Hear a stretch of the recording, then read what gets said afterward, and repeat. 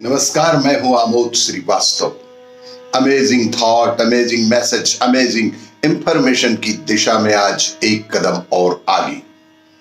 आज के इस दो चिंतन का विषय है बोरियत की समस्या और बंदरों का नजरिया।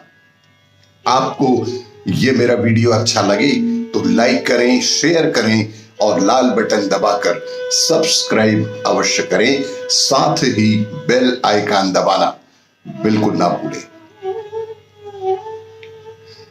आज के इस प्रथम चिंतन का विषय बोरियत की समस्या। कुछ लोगों के लिए बोर होना एक बहुत बड़ी समस्या है।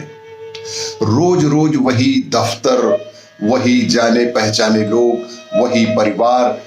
कभी ना कभी आपने महसूस किया होगा कि बिना किसी परिवर्तन के यह घिसी पिटी जिंदगी एक बोरियत सी जिंदगी हो जाती है।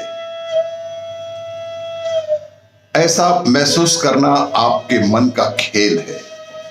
ऑफिस बदलने तो घर बदलने की इच्छा होगी, घर बदलने पर परिवार को बदलने का मन करेगा, परिवार को बदला जाए तो अपना चेहरा बदलने की ख्वाहिश होगी। यह एक अंतहीन समस्या है। यह एक अंतहीन समस्या ही तो है।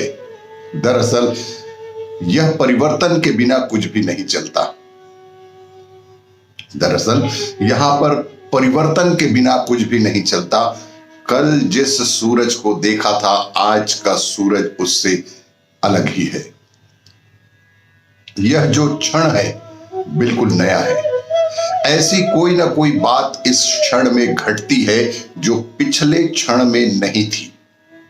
कहीं कोई पत्ता झड़ा होगा, कहीं कोई बीज अंकुरित हुआ होगा।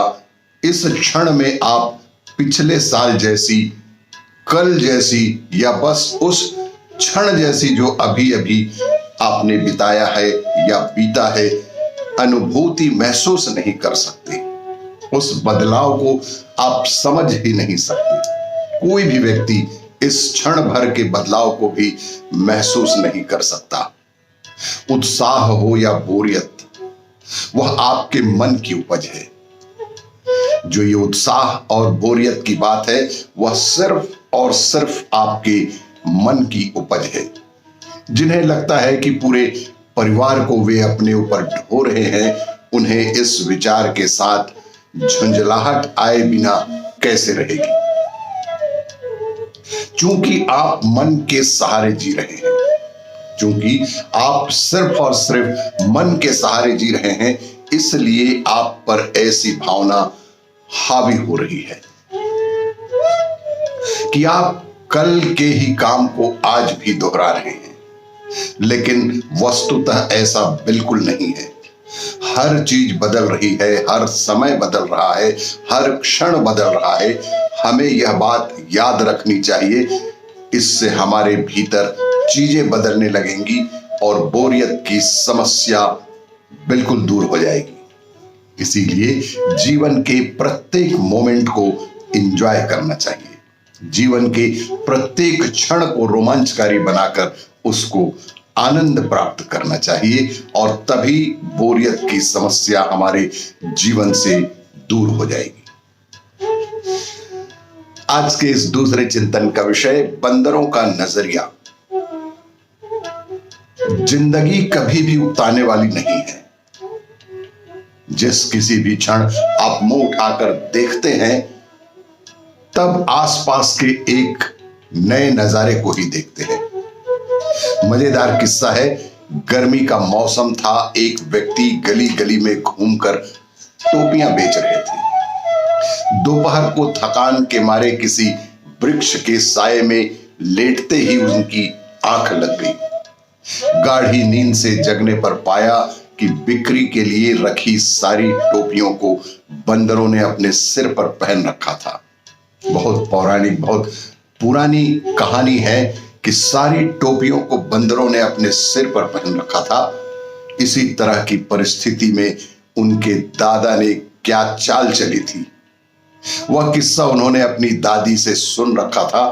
चूंकि बंदर नकलची होते हैं, उनके दादा ने अपनी टोपी उतारकर जमीन पर फेंकी थी और उसे देखकर नकलची सभी बंदरों ने ऐसे ही अपने सिर से टोपी निकालकर नीचे फेंक दी थी।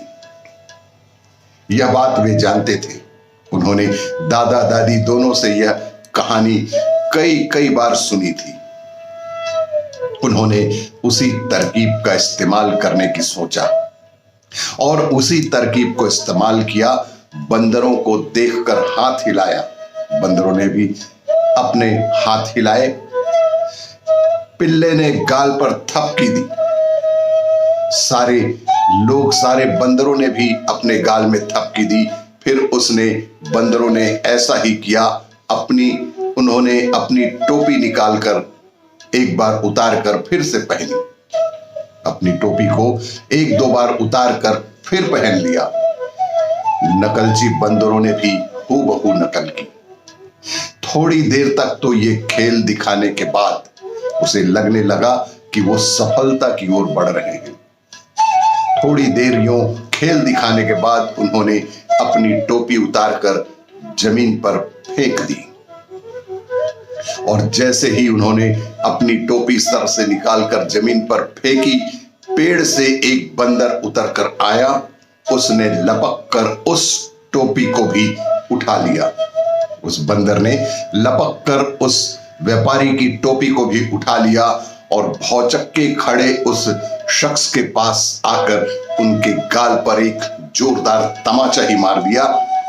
बेवकूफ कहीं का, क्या तुम्हारे ही दादा होते हैं? उसने पूछा। बंदरों के नजरिए में भी तो नयापन आ गया है। उन्होंने भी तो अपने दादाजी से यही कहानियां सुनी होंगी। आपको ये मेरा वीडियो अच्छा लगे तो लाइक करें, शेयर करें और सब्सक्राइब अवश्य करें। धन्यवाद।